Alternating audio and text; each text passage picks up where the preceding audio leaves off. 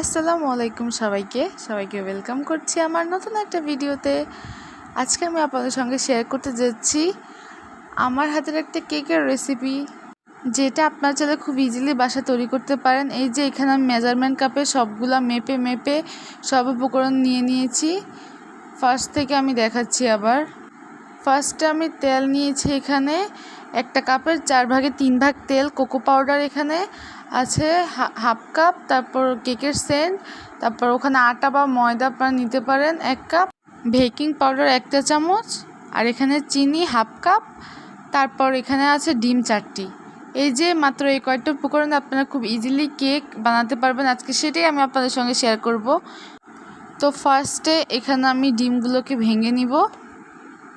এখানে আমি 4টা ডিম নিয়েছি, আপনারা যে যতটা ডিম দিতে চান দিতে পারবেন, এটা আপনাদের কোয়ান্টিটি অনুযায়ী। আমি 4টা ডিমের জন্য যতটুকু পরিমাণ লাগে উপকরণগুলো আমি সেটাই আপনাদের সঙ্গে শেয়ার করব।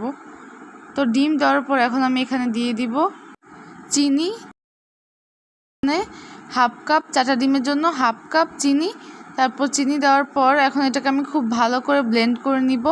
আপনারা চাইলে এটা হ্যান্ড ব্লেন্ডার দিয়েও করতে পারেন বা কাঁটা চামচের সাহায্যে যেভাবে পারেন সেভাবে করতে পারেন। আমার কাছে হ্যান্ড ব্লেন্ডার ছিল, তো আমি ব্লেন্ডার দিয়ে করে নিচ্ছি। তারপর এই যে দেখতে পারতেছেন খুব ভালো করে একদম ফোমি হয়ে আসছে। এভাবে বেশ কিছুক্ষণ ফোমি করে নিব আমরা। এই যে ফোমি করে নেওয়ার পর এখানে আমি দিয়ে দিব তেল। এখানে তেল আছে হাফ কাপের থেকে বেশি, 4 ভাগে 3 ভাগ তেল আছে। এই যে তেলটা আমি দিয়ে দিলাম। তেল দেওয়ার পর এখানে আমি দিয়ে দিব কোকো পাউডার বা কোকোয়া পাউডার, যেটাই বলেন। এখানে হাফ কাপের মতো আছে কোকো পাউডার। তারপর এই যে এখন এখানে দিয়ে দিব 1 কাপ ময়দা। তারপর দিব 1 চা চামচ বেকিং পাউডার। বেকিং পাউডার দেওয়ার পর দিয়ে দিব কেকের সেন্ট, ভ্যানিলা এসেন্স বলে এটাকে। তারপর সব উপকরণ দেওয়ার পর এখন ভালো করে এটাকে ব্লেন্ড করে নিব। ব্লেন্ডটা খুবই ভালো করে করতে হবে, যাতে কোনো লাম্পস বা দানা বা কোনো কিছু না থাকে। একদম ভালো করে মিক্স করে নিতে হবে। আসলে এটা যত বেশি ব্লেন্ড করবো তত বেশি ফোমি হবে, তবে ওভার ব্লেন্ড করা যাবে না। তারপরে এই যে দেখতে পারতেছেন আমার ঘনত্বটা কতটুকু হয়েছে কেকের, বেশি পাতলাও না আবার বেশি ঘনও না। তারপরে এই যে কেকের ডাইসগুলোতে আমি তেল ব্রাশ করে নিব। আপনারা চাইলে হাত দিয়ে বা ব্রাশ দিয়ে ব্রাশ করে নিতে পারেন।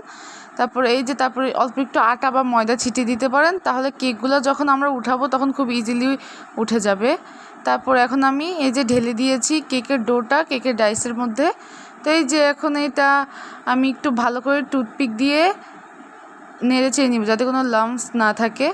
তারপরে এই যে এখন ওভেনে দিয়ে দিব এটাকে প্রায় 30 মিনিটের মতো। 30 মিনিট লাগবে না, 20 মিনিটের মতো বা 25 মিনিটের মতোই হয়ে যাবে। তারপর আমি সব বাটন অন করে এটাকে বেক করতে দিয়ে দিয়েছি। তারপর প্রায় 25 মিনিট পরে এটা হয়ে গেছে। এই যে দেখেন আমরা যে তেল আর আটা দিয়েছি, যার জন্য এটা খুব ইজিলি উঠে যাবে।